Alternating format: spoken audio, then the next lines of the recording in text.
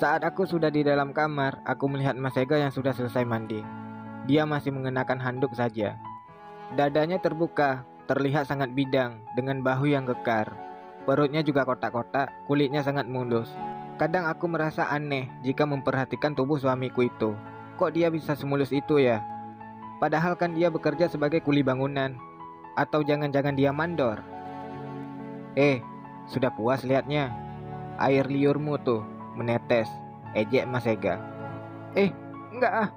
Aku tersipu malu.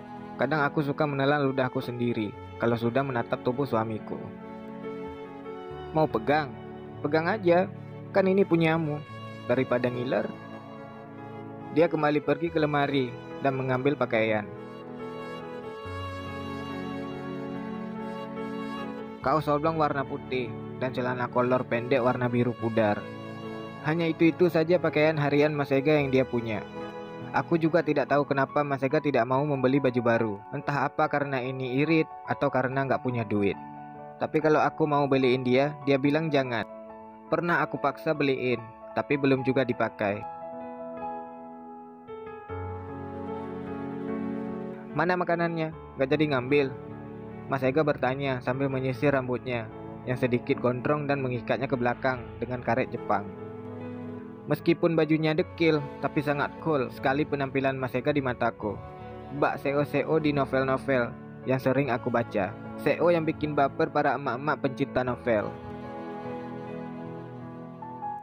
Gak jadi, gak usah makan ya malam ini, jawabku. Mas Ega tersenyum. Sudah dibilangin, pasti dimarahin ibu kan? Nampaknya dia sudah mengerti saja. Aku hanya memanyunkan bibir. Aku sudah makan. Tapi kamu pasti belum. Sebentar. Mas Ega mengambil ponselnya lalu menelpon seseorang. Aku terkejut saat Mas Ega memesan makanan. Ya ampun Mas, emang punya duit pakai mesen makanan? Udah gak usah lah. Aku kuat kok sampai besok. Mending untuk beli bensin kamu besok. Ada kok, tenang aja. Aku hanya mengangguk. Kalau sudah dibilang begitu, Mas Ega pasti punya simpenan. Tidak lama kemudian dia memberiku uang 300.000 dan menyuruhku mengambil pesanan yang sudah datang di depan rumah. Aku cepat-cepat turun untuk menemui sang ojek yang sudah menunggu di depan. Ya ampun, aku terkejut saat melihat harga 2 kantong makanan itu, 250.000. Yang benar saja. Makanan apaan sih? Mahal amat. Ini mah bisa buat beli beras 10 kilo. Masih ada sisa buat beli pulsa listrik, minyak dan bumbu dapur lainnya. Aku sebenarnya merasa heran, tapi ya sudahlah. Mungkin Mas Ega ingin sesekali memanjakan lidahku. Oke, aku tersenyum aja. Terima kasih ya Pak, kataku sama Pak ojek online. Mengulurkan uang 300.000 padanya. Iya Bu, sama-sama, ini kembaliannya. Saat hendak menerima uang pecahan 50.000 itu, aku ingat tadi Mas Ega berpesan padaku, sisanya kasih aja untuk Pak ojek online-nya. Untuk Bapak aja. Aku menarik tanganku lagi. Duh Mbak, terima kasih ya. Bapak itu tersenyum cukup senang. Aku hanya mengangguk kemudian masuk. Mataku celingukan. Ada yang lihat gak nih? Aku berjalan pelan-pelan sambil nengok kanan kiri. Syukurlah, mereka sedang berada di dapur rupanya. Aku cepat-cepat berjalan ke kamarku. Mas, makanan apaan sih yang kamu pesan? Kok mahal banget? Saya yang tahu duitnya, ucapku di depan Mas Ega yang sedang menungguku. Sesekali Wulan. Emang kenapa? Ya nggak apa-apa sih. Tapi kalau ibu tahu, apa nggak ngoceh panjang? Tadi mereka lihat tidak? Tidak sih. Berarti tidak akan mengoceh. Ayo buka dan makanlah, perintah Mas Ega. Astaga, mataku terbelalak saat melihat isinya. Ini pizza dan satunya lagi, ya ampun, barbecue. Sumpah, seumur hidup aku belum pernah makan yang beginian. Aku senyum-senyum, gak lagi mikir ini makanan mahal dan sayangnya uang. Aku menyantap begitu lahap, melirik Mas Ega yang tersenyum aja. Mas gak mau? Aku menyuap mulut Mas Ega. Satu kali suapan saja, Mas Ega udah gak mau lagi. Untuk kamu aja, habiskan. Dia kembali pada HP-nya.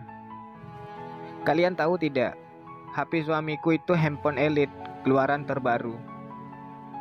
Aku pernah bertanya, kok dia punya HP sekeren pejabat? Dia bilang itu dari bos. Malah nawarin aku, Wulan mau? Kalau mau, bos bisa beliin loh. Yang bener, sebenarnya aku mau banget. Tapi kalau orang rumah tahu aku punya handphone sebagus itu, yang ada jadi bencana. Akhirnya aku menolak.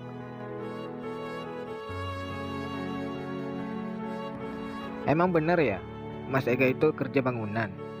Aku kembali bertanya tentang pekerjaannya. Dia hanya tersenyum saja. Waktu aku bertanya dulu, dia juga hanya tersenyum. Pas ibu yang bertanya, apa dia kerja di bangunan? Dia cuma menjawab, iya seperti itulah. Karena setiap berangkat kerja, dia hanya memakai kemeja kumel. Pulang juga masih sama seperti itu. Mas Ega menikahiku 1 bulan yang lalu, dengan sangat singkat, dan aku tidak punya pilihan lain.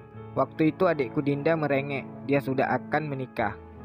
Dia tidak mau melangkahiku dan memaksaku untuk menikah. Aku sama sekali tidak punya pacar, boro-boro punya pacar, kenalan pria saja tidak ada. Tiba-tiba Mas Ega malam itu datang untuk melamarku. Lalu tanpa banyak cincong, ibu menarikku untuk ke depan dan menyuruhku untuk mengiyakan saja. Kalau menurut bapak, dia kenal sama kakek Mas Ega. Bapaklah yang menyuruh Mas Ega datang melamarku. Entah kenapa, Mas Ega juga mau saja.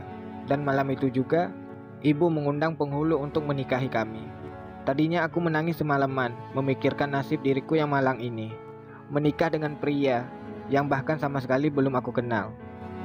Niatku, aku masih ingin mencari kerja, menyimpan banyak uang untuk tabungan masa depan.